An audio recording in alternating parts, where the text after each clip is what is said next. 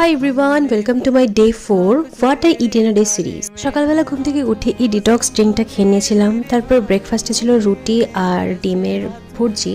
এটা আমার one of my favourite breakfast বলতে পারো।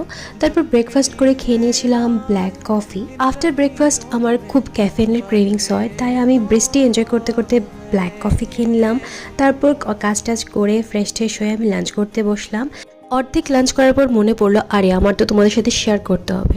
তো লাঞ্চে ছিল ঢেঁকি শাক। আমার না ঢেঁকি শাক আর শশা দিয়ে খেতে খুবই ভালো লাগে।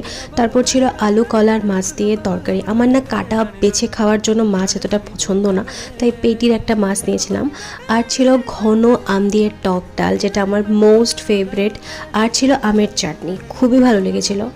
আর তারপর সন্ধ্যার সময় কি খেলাম এটা তোমাদের সাথে রেকর্ড করতে আমার মনে নেই। আর রাত্রে সেম লাঞ্চে যেগুলো ছিল এগুলোই ছিল, আর মা একটা ডিমের অমলেট করে দিয়েছিল। বাস দ্যাটস ইট ফর টুডে। তোমাদের ভালো লেগে থাকলে please like share comment and subscribe to my channel.